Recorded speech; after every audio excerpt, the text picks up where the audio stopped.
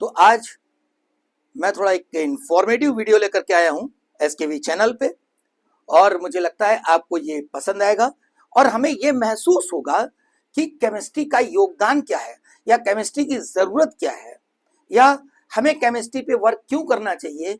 लोग वर्षों से लगे हैं और काम कर रहे हैं। ठीक है, तो मैं आज आपको बताने जा रहा हूं नोबेल प्राइज विनर्स के बारे में और उस टॉपिक के बारे में जो इस बार का नोबेल प्राइज जिस टॉपिक पे मिला है 2025 का केमिस्ट्री में।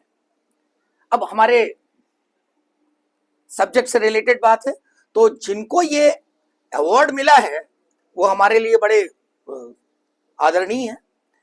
तो ये हैं हमारे winners: Richard Robson, Melbourne University of Australia; Susumu Kitagawa, Kyoto Japan, University of Kyoto Japan; and Omar M Yaghi, University of California, USA. ये हमारे इस बार के विनर्स हैं केमिस्ट्री के। लेकिन हमारा मेन जो एम है वो ये देखना है कि काम क्या हुआ है।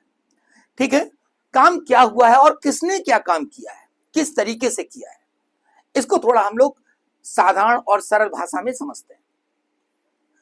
देखिए, ये जो कंबाइंड एफर्ट इन लोगों का है वो किस पर है, ये टॉपिक है। ये क्या लिखा हुआ, MOFs, यानी metal organic frameworks. Metal organic frameworks, हमें ये पता है कि जो मेटल होता है, मेटल सोडियम पोटेशियम ऐसे तमाम मेटल हैं, तो वो क्या करते हैं, वो आसानी से इलेक्ट्रॉन दे देते हैं और कैटायन के फॉर्म में कन्वर्ट हो जाते हैं। आसानी से इलेक्ट्रॉन दे देते हैं, कैटायन के फॉर्म में कन्वर्ट हो जाते हैं। तो मेरा कहना यह है कि मेटल हमें आयंस देता है, वो भी कैटायंस देता है। ठीक है, अब ऑर्गेनिक कंपाउंड्स की अगर मैं बात करूं तो ऑर्गेनिक कंपाउंड्स कैसे होते हैं, कोवेलेंट इन कैरेक्टर। तो जो ऑर्गेनिक के कंपाउंड्स हैं इनमें जो कॉम्प्लेक्स कंपाउंड है, कॉम्प्लेक्स कंपाउंड बहुत ही जटिल होते हैं। कॉम्प्लेक्स का मतलब जटिल, बहुत जटिल कंपाउंड होते हैं, बड़े बड़े स्ट्रक्चर्स होते हैं।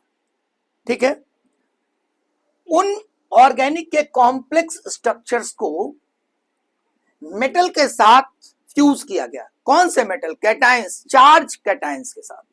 यानी ये पार्ट हुआ आयनिक और ये पार्ट हुआ कोवेलेंट, और इससे क्या हुआ, इससे तैयार किया गया एक नेटवर्क तैयार किया गया। देखिए किस तरीके से तैयार किया नेटवर्क। ये जैसे मान लो बेटा, आप इस बात को समझने की कोशिश करें। देखिए जैसे ये कॉपर है, यहां पर कोई एक ऑर्गेनिक, जटिल ऑर्गेनिक, फिर कॉपर दे दिया, कॉपर लिया गया डी ब्लॉक का कॉपर और जिंक को खुल के यूज किया गया। तो अब यहां पर क्या हो रहा है, ये इस तरीके से नेटवर्क बनता चला जा रहा है, देखिए ये नेटवर्क इस तरह बन रहा है, ये नेटवर्क बनता चला जा रहा है। ये नेटवर्क कैसा नेटवर्क है, ये बिल्कुल ऐसा है, अगर आप आजकल तो बहुत आराम से आपको देख सकते हैं। देखिए ये नेटवर्क बन रहा है, ये बीच में इसमें मॉलिक्यूल्स हैं। ध्यान रहे यहां पर इन्होंने क्या किया, मॉलिक्यूल्स को ज्वाइन करा दिया चार्ज कैटायंस के साथ, चार्ज मेटालिक कैटायन के साथ ऑर्गेनिक मॉलिक्यूल्स को, कॉम्प्लेक्स ऑर्गेनिक मॉलिक्यूल्स को डिफ्यूज करा दिया। अब ये ऐसा बनता चला जा रहा है। अगर आपने देखा हो, इस समय शहर के बाहर आप जाएंगे कहीं भी, जो भी कंट्रीज, जो विकासशील देश हैं, वहां पर बिल्डिंग्स बन रही हैं। शहर के बाहर जाइए, बड़ी बड़ी बिल्डिंग्स बनी है, जिनमें आपने देखा होगा जो अपार्टमेंट्स बन रहे हैं, जो बिल्डिंग, हाई राइज बिल्डिंग बन रही हैं, तो उसमें आपने क्या देखा होगा कि सिर्फ खंभे खड़े हैं, बीच में दीवारें नहीं है, पिलर्स हैं, दीवारें नहीं है। वो ऐसा दिखता है, और बिल्कुल वो स्ट्रक्चर आप यहां पर देख समझ सकते हैं कि बिल्कुल वैसा ही है। तो अब ये क्या हुआ, इसका मतलब यहां पर ये जो दिखाई दे रहा है, ये कुछ खाली जगह दिखाई दे रही है, विसिनिटी। ये जो मैंने इसके अंदर एक बॉल रख दी, ये विसिनिटी है। विसिनिटी का मतलब वॉइड, खाली जगह, वॉइड मतलब खाली जगह, विसिनिटी खाली जगह। ये ऐसा इन्होंने एक स्ट्रक्चर, फ्रेमवर्क बनाया, पूरा फ्रेमवर्क क्रिएट किया। ये किसने क्रिएट किया? देखिए ये जो फ्रेमवर्क क्रिएट किया गया, ये किसने किया? ये सबसे पहले 89 में रिचर्ड रॉबसन ने क्रिएट किया। ये हमारे रिचर्ड रॉबसन हैं। जरा मैं इनको आपको दिखाने की कोशिश करता हूं। रिचर्ड रॉबसन,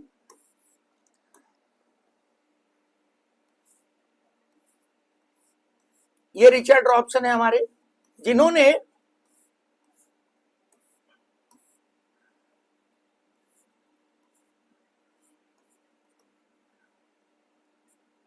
सबसे पहले फ्रेमवर्क तैयार किया।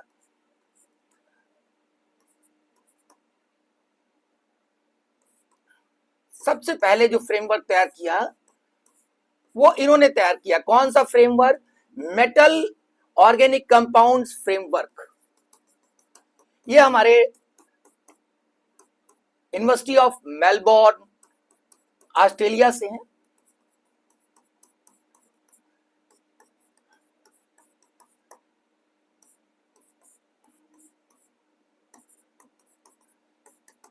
ये अब सोचिए जरा इनके डेडिकेशन के बारे में सोचिए कि इनका डेडिकेशन है 89 से ये लगे हुए हैं। तो ये साइंटिस्ट हैं। आदरणीय क्यों होते हैं? क्योंकि ये अपने लिए नहीं लगे हैं, ये समाज के लिए लगे हैं, सोसाइटी के लिए लगे हैं, लगातार काम कर रहे हैं। 89 से लगे हैं और 25 में इन्हें अवार्ड मिला है। 89 से लगे हैं, 29 पे इन्हें अवार्ड मिला है। इन्होंने काम क्या किया? इन्होंने ऐसा नेटवर्क स्टार्ट किया, नेटवर्क बनाया।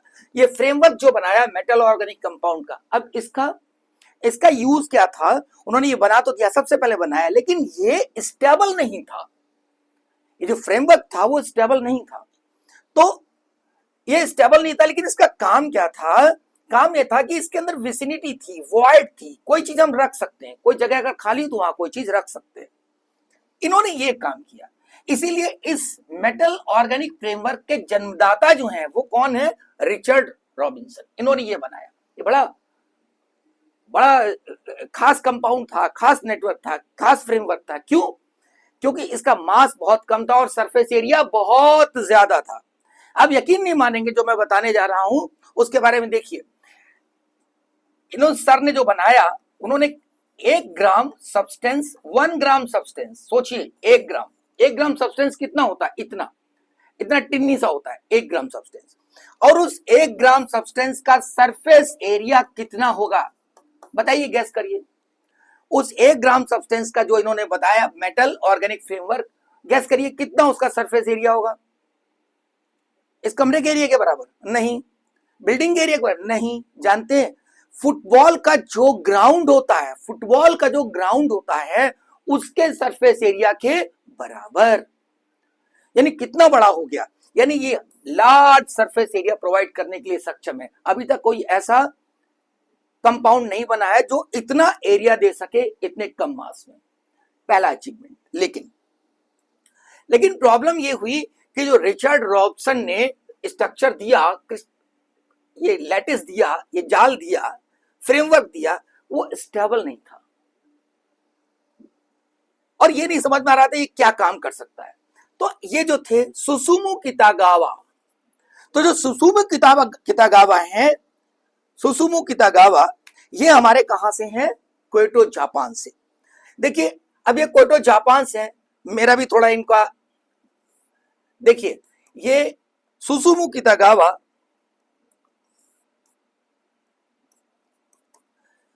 इन्होंने क्या किया? इन्होंने पता है क्या किया? इन्होंने इसके वर्क को फाइंड आउट किया कि ये क्या कर सकता है। सोचिए, यानी जो फ्रेमवर्क था उसके बारे में इन्होंने ये आइडिया लगाया कि ये काम क्या कर सकता है। सोचिए, ये हमारे हैं सुसुमु कितागावा। इन्होंने कहा कि ये जो फ्रेमवर्क है ये बहुत इंपॉर्टेंट है। ये फ्रेमवर्क बहुत इंपॉर्टेंट है। ये क्या कर सकता है? इसके अंदर जो विसिनिटी है, इसके अंदर हम मॉलिक्यूल को ट्रैप कर सकते हैं। इसके अंदर मॉलिक्यूल को ट्रैप कर सकते हैं और आसानी से मॉलिक्यूल को हम बाहर निकाल सकते हैं। क्या समझा? क्या समझ में आया कि क्या दिया इन्होंने बेटा? इन्होंने कहा कि जो मॉलिक्यूल्स हैं उनको आसानी से हम एब्जॉर्ब कर सकते हैं, और जितनी आसानी से एब्जॉर्ब कर सकते हैं उतनी ही आसानी से हम इनको बाहर निकाल सकते हैं। जितनी आसानी से ये एब्जॉर्ब होंगे उतनी ही आसानी से हम इनको बाहर निकाल सकते हैं।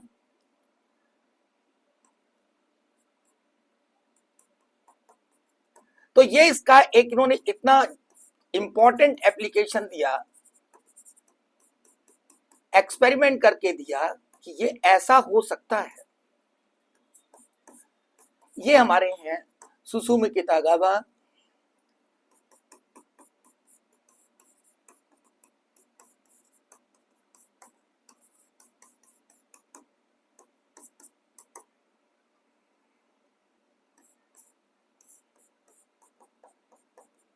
ये जापान से।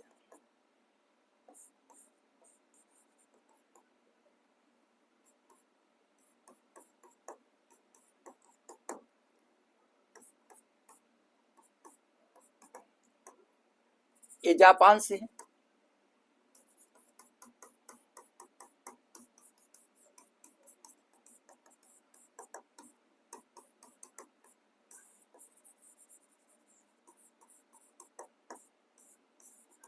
ये हमारे हैं। तो इन्होंने क्या बताया कि अगर हम इस फ्रेमवर्क को लें तो इसके अंदर जो ये खाली जगह है विसिनिटी, इसके अंदर आराम से हम कार्बन डाइऑक्साइड है या वाटर वेपर है इनको हम एब्जॉर्ब कर सकते हैं, और जितनी आसानी से ये गैसेस को स्टोर कर सकता है, वेपर्स को स्टोर कर सकता है, उतनी आसानी से ये रिलीज भी कर सकता है। इसका मतलब क्या हुआ, अब जरा सोच के देखिए, किसी इंडस्ट्री में अगर कार्बन डाइऑक्साइड का पोल्यूशन है तो हम वहां पर अगर इस फ्रेमवर्क को लगा दें तो वो क्या करेगा, ये कार्बन डाइऑक्साइड को अपने अंदर एब्जॉर्ब कर लेगा और उसको ले जाकर कहीं भी हम इसको रिलीज कर सकते हैं। इसका मतलब उस पॉइंट से, उस जगह से पोल्यूशन को हमने रिप्लेस कर दिया, हटा दिया। क्या मेरी बात समझ में आ रही है?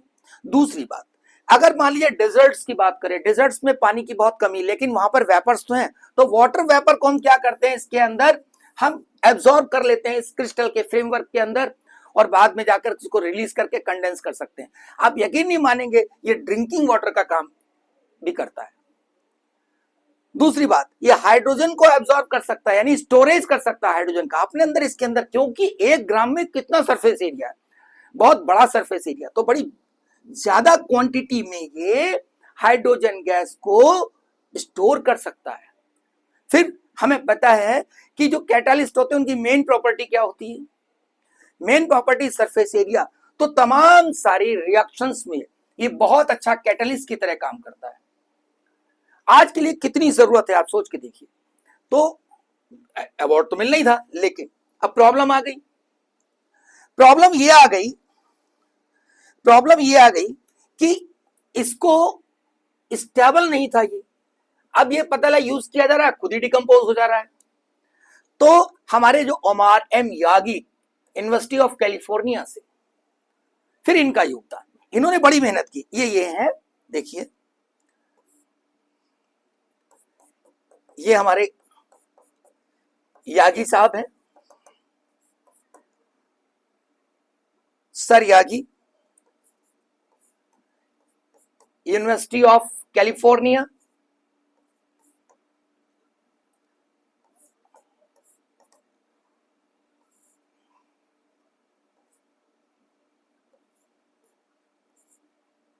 ये यूनिवर्सिटी ऑफ कैलिफोर्निया से इन्होंने क्या किया, स्ट्रक्चर को तमाम सारे चेंजेस करके इन्होंने उसे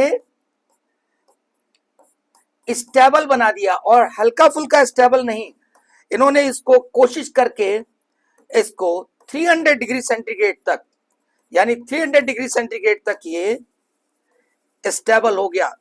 300 सेंटीग्रेड तक ये डिकम्पोज नहीं होगा। क्या चीज डिकम्पोज नहीं होगी, जो हमारा फ्रेमवर्क है, यानी framework, now the framework is ready to do work up to the 300 degree centigrade. तो ये हमारे यागी साहब हैं, सर यागी, क्योंकि हमें इनको सर कहना पड़ेगा, और इन्होंने जो योगदान है इनका वो इस लायक है कि हम इन्हें सम्मान दे। तो इन्होंने क्या किया, एक बार फिर से मैं बता रहा हूं, इन्होंने क्या किया, मेटल ऑर्गेनिक फ्रेमवर्क को जनरेट किया, इसके जन्मदाता हुए। फिर इन्होंने बताया इसका यूज क्या है, it is capable to absorb gases and release gases easily. यानी इसका मतलब ये पूरा फ्रेमवर्क बहुत सारे क्वांटिटी में, लार्ज अमाउंट में गैसेस को स्टोर कर सकता है। फिर यूजेस शुरू हो गए, हमें कहीं से पोल्यूशन को रिप्लेस करना, कार्बन डाइऑक्साइड को एब्जॉर्ब कर लिया। डिजर्ट में हमें वेपर को एटमॉस्फेयर से कंट्रोल करना है, पिक आउट करना है, तो हमने इसमें से क्या करा कि हमने वाटर को एब्जॉर्ब करा लिया वेपर फॉर्म में और बाहर जाके उसे कंडेंस कर लिया, ड्रिंकिंग वाटर। तमाम सारी रिएक्शन में कैटलिस्ट की तरह काम करने लगा। क्यों? क्योंकि इन्होंने, सर ओमार एम यागी ने इसे स्टेबल बना दिया अप टू 300 डिग्री सेंटीग्रेड। मुझे लगता है ये बहुत ही इंफॉर्मेटिव रहा होगा आपके लिए। मैंने कोशिश की है कि आपको इंफॉर्मेशन एक प्रॉपर वे में आप तक पहुंचे, ठीक है। लेकिन मैं चाहता हूं आप लाइक करने के बाद नीचे कमेंट बढ़िया सा लिखें, ठीक है, अगर आपको अच्छा लगा हो तो। That's all.